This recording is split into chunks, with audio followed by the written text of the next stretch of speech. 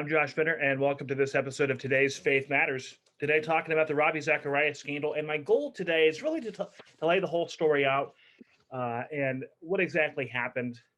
There's been a lot that's been reported, a lot of articles that have been written about this lately, and so some people might just be confused, might not know who Ravi Zacharias is, and they're hearing about this man, hearing about this story. So the report, this is a copy of the report, was printed or was released last week. Ravi's ministry actually was the one who had the report done. So to give a little bit of background, Ravi Zacharias passed away last May after a short battle with spinal cancer. He was one of the best known, most popular, most beloved apologists, evangelists, and ministry leaders really in the last generation. In a hugely popular ministry called Ravi Zacharias International Ministries, uh, obviously founded by Ravi. And it featured Ravi traveling internationally, did a lot of work on college campuses, practicing apologetics, which his style of apologetics was basically giving responses to arguments that secular or atheistic people would have against the Christian faith. And not just Ravi did this with his ministry, he had other speakers who would also travel with RZIM, how it's also referred to. And again, a hugely influential ministry. Some even went as far as comparing Ravi to basically being this generation's C.S. Lewis. When Ravi died, former Vice President Mike Pence attended his memorial service. When he died, there was a huge outpouring of support for Ravi and his ministry, and I'll admit from me as well. Before these scandals came to light, I personally was a huge fan of Ravi Zacharias. I went to the same seminary as Ravi. I didn't go there just because Ravi had gone there, but that was something I always took a lot of pride in, that he and I went to the same school. And but I think it's important to understand this really major scandal that he was involved in, and that has now more and more come to light. Now, something I think is really important to understand, because as I mentioned, he died last spring. Um, Allegations of sexual misconduct from Ravi were starting to come out during his lifetime. In the most well known incident in 2017, Ravi did an interview with Christianity Today, and he talked about this woman who had sent him explicit photographs of herself. And the way Ravi told the story, he made it seem like this was unwanted, unsolicited, and he framed it as if it was really a plot to extort money from Ravi. That woman's name was Lori Ann Thompson. Her and her husband had sued Ravi. Ravi countersued, and in the settlement, as part of that, he had them sign a non-disclosure agreement, which they are still bound to even after Ravi has now passed away. Ravi's widow could lift the NDA, is my understanding. I'm not a lawyer. It's my understanding she could lift that agreement, but still has not. Um, and so that's a story that came out again during Ravi's lifetime. Now, a couple of weeks ago, week and a half ago, Lori Ann Thompson actually issued her own statement. And it's heartbreaking, where she talks about just her lifetime of sexual abuse that she faced as a child, and um, the behaviors that when she met Ravi, in hindsight, really felt like she was being groomed. And it's also interesting to consider her statement and the report that came out, because it certainly sounds like it's very much in line with Ravi's modus operandi that he would use to gain women's trust and begin by talking about relatively innocent subjects, but more and more get more and more personal, talking about sensitive matters in their lives, and um, in numerous instances, progressively escalating the nature of the relationship that he was having with women who were not his wife. Those weren't always um, active sexual relationships, but some that also included explicit texting and photographs that were being shared with Ravi. Certainly very despicable things. The report talks about how Ravi, a lot of the women he pursued were massage therapists. If you listened to Ravi, he talked numerous times during his ministry about having severe back pains, which I have no reason to doubt that that was true. And in his contacts on his cell phones, they found the names of over 200 massage therapists.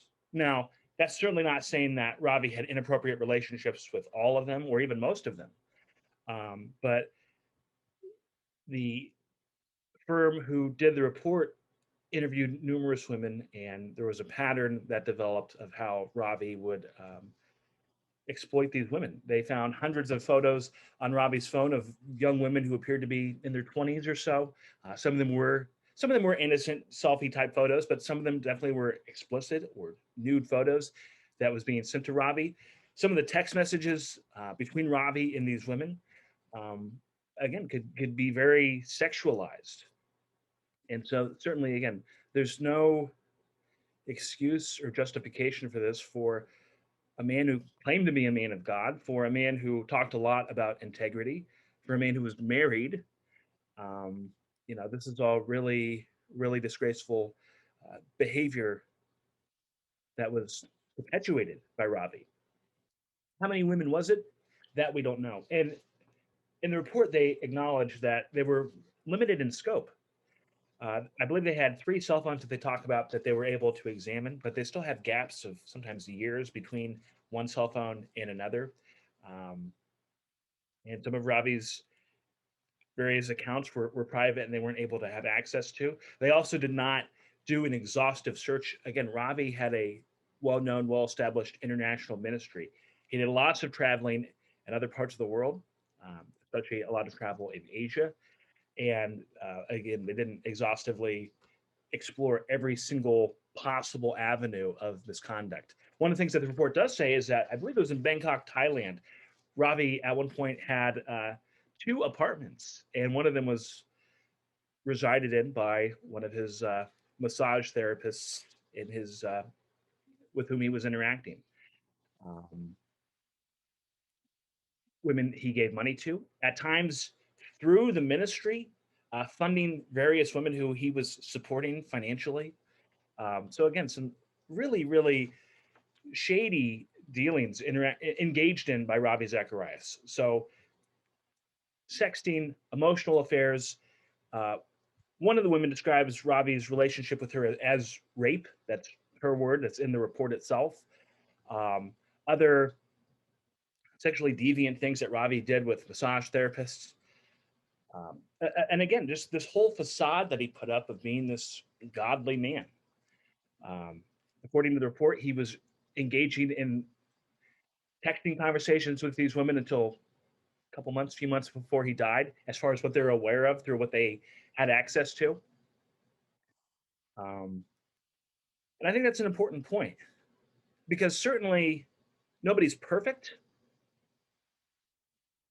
but Robbie was really living a double life for years. It's not that he had one time where he slipped up, not that that's okay, but multiple examples of indiscretions over a long period of time of women who, for the most part, really had no status, who Ravi was taking advantage of and abusing and victimizing.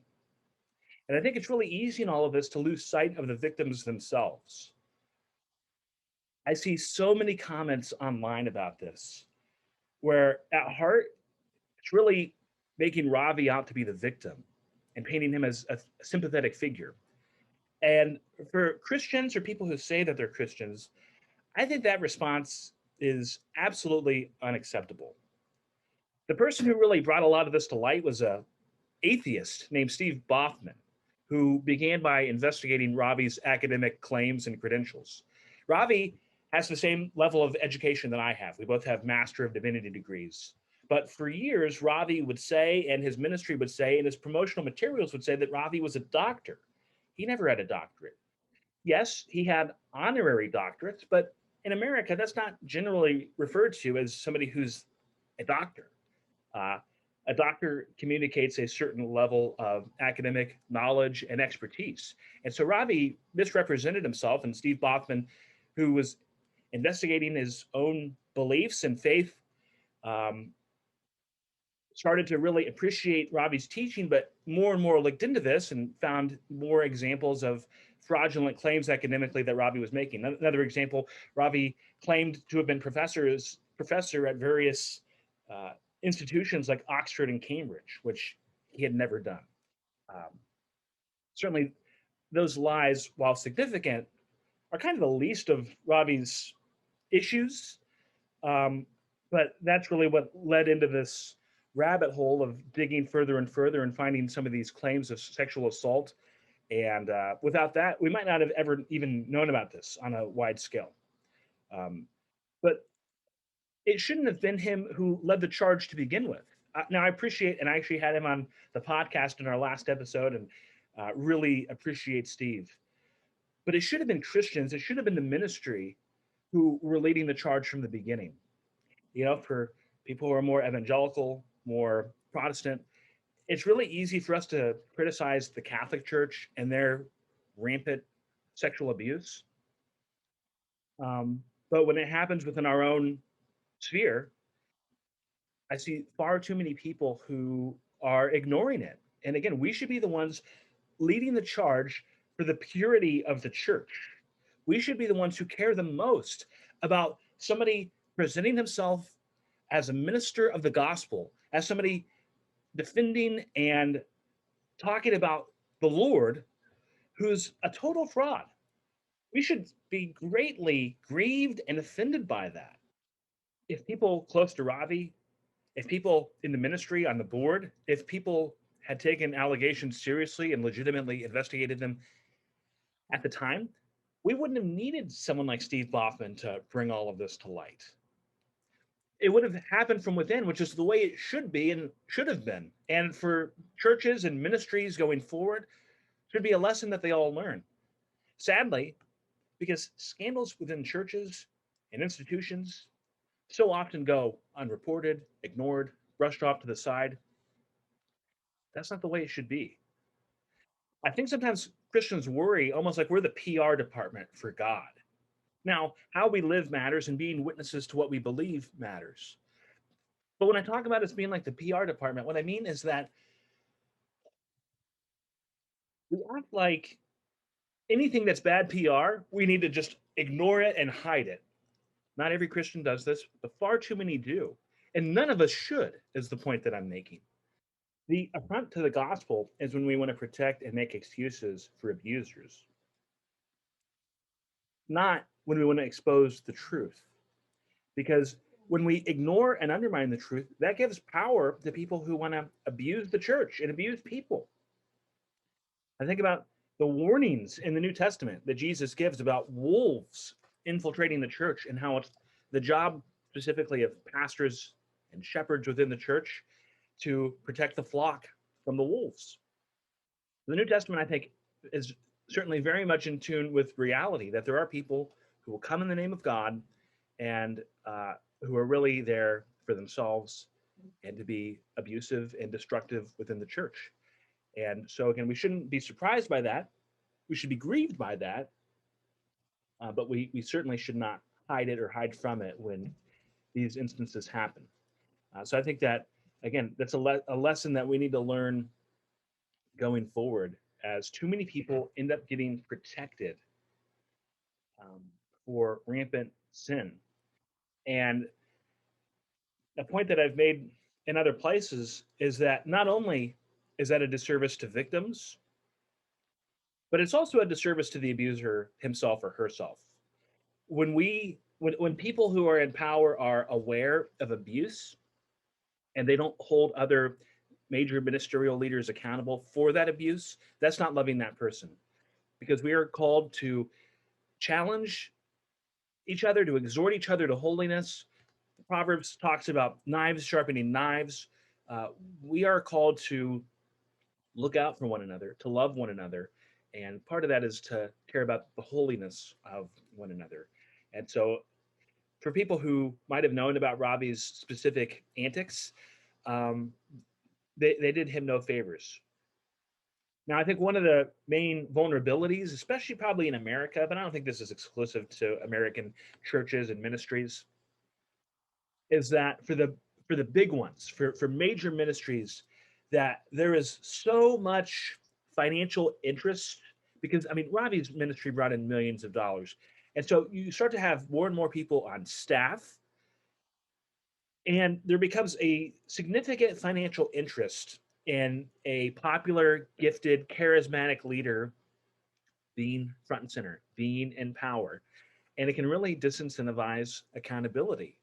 And again, I think that that's a major. I consider so many other scandals that have happened in other churches and ministries, and it gets really difficult to hold leaders accountable.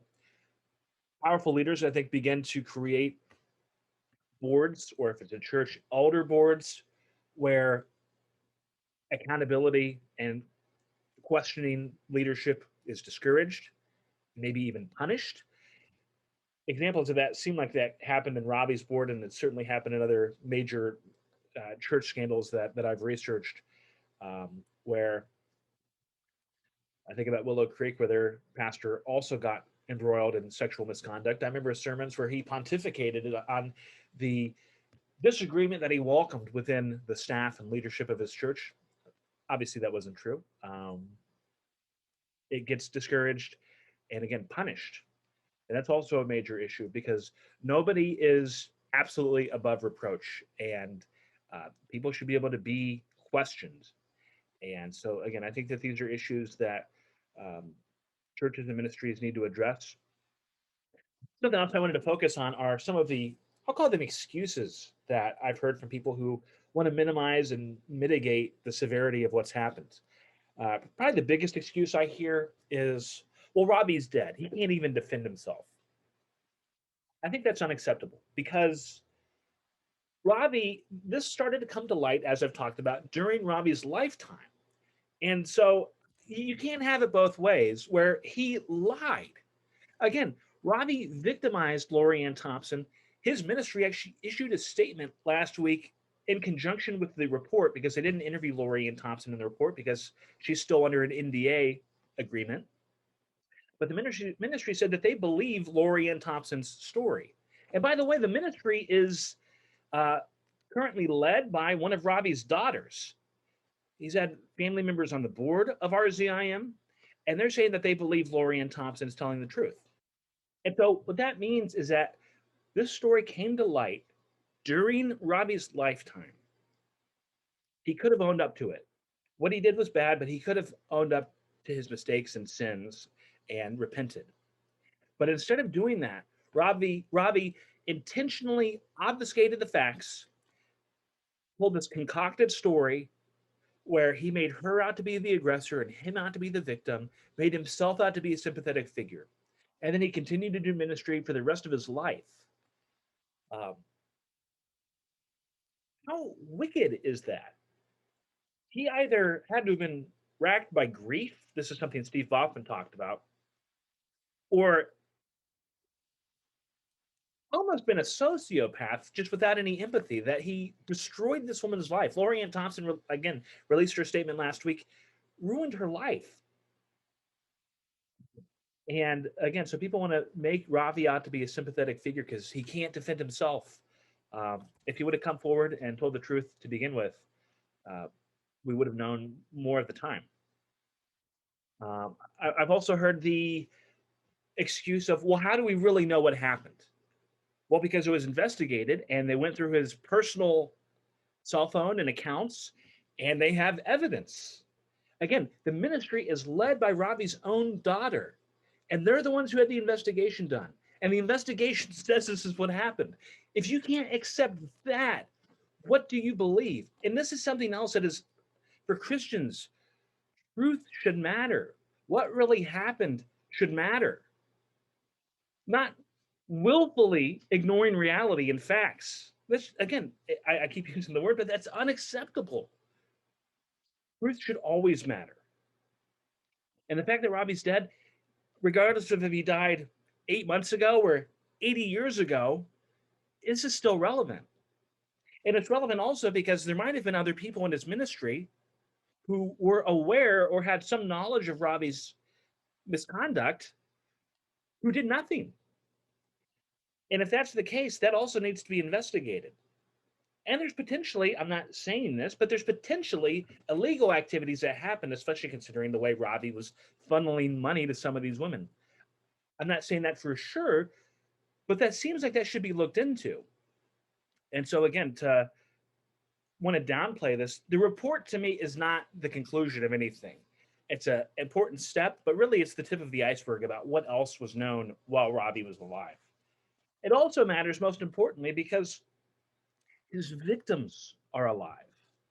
It matters for people like Lorianne Thompson. It matters for some of these massage therapists. Ravi co-owned two spas in the Atlanta area. When I first heard that story last summer, that was so bizarre. I couldn't believe it. But Ravi co-owned two of these spas. That's one of the locations where some of his misconduct happened. Um, but his victims, they deserve the truth to be known. Again, Ravi was widely loved, widely celebrated. Can you imagine being abused by somebody who's hailed as this great hero? For their sake, they deserve to have the truth be known.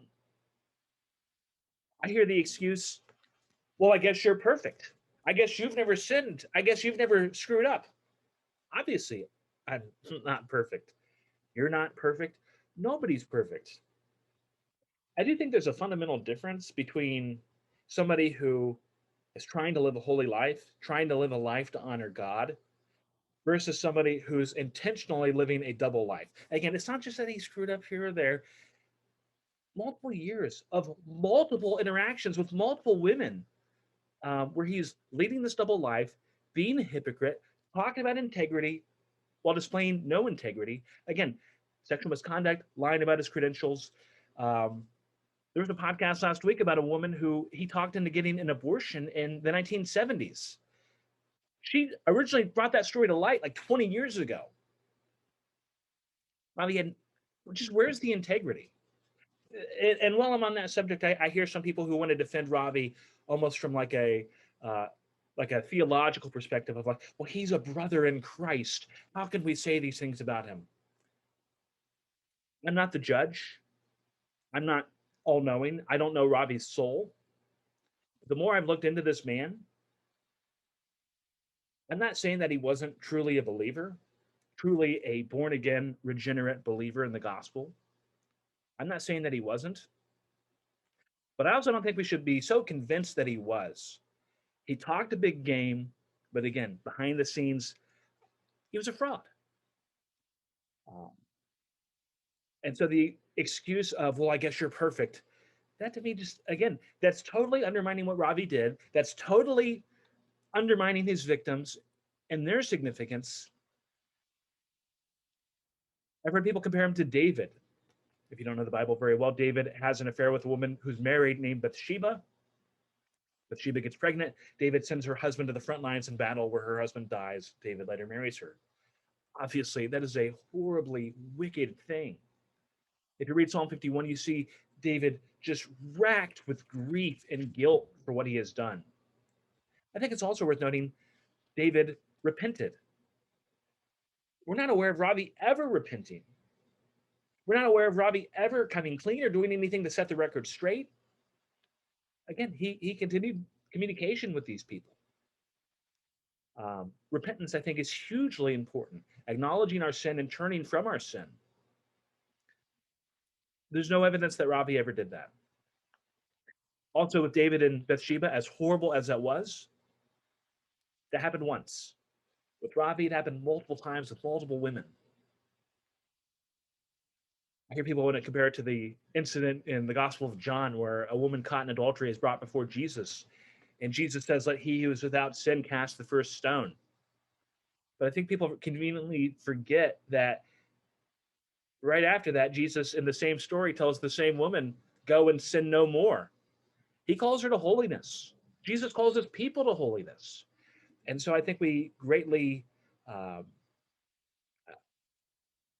we look at the sins of others in the Bible as if that justifies us in our own sin. We're not justified by David. We're not justified by the Apostle Paul. We're not justified by Peter. We're justified in Christ and what he did. And Jesus calls us to be holy. Jesus calls us not to sin. We should be thankful as Christians that Jesus is infinitely gracious and forgiving, but let us never minimize or undermine the importance of sin because that becomes the epitome of what the great German theologian Dietrich Bonhoeffer called cheap grace. You're cheapening the grace of Christ when you act like your sin isn't that big of a deal. And so I think it's unhelpful to minimize what Ravi did. Other excuses that I've heard for Ravi. Well, what about his family? They've gone through so much. I'm sure that's true. I do feel bad for Ravi's family, but I don't see why that means that the victims don't deserve the truth to be known. I just, again, so many arguments that seek to undermine and justify this. We should care about the truth. Last thing I want to talk about in this episode of my podcast is if you were a fan of Ravi, and as I said in the beginning, I loved Ravi. What do you do with him going forward? Should you still read his books? Should you still listen to his podcast? Should you still listen to YouTube videos where he's talking? In my opinion, no. I mean, you can take or leave it. I think if you learned something from Ravi that you think is helpful, I think you should appreciate that. If the pastor of your church did the things Ravi did, that pastor would be rightfully disqualified from ministry. And Ravi did numerous things that would disqualify him. Again, he wasn't your pastor, he's not a pastor.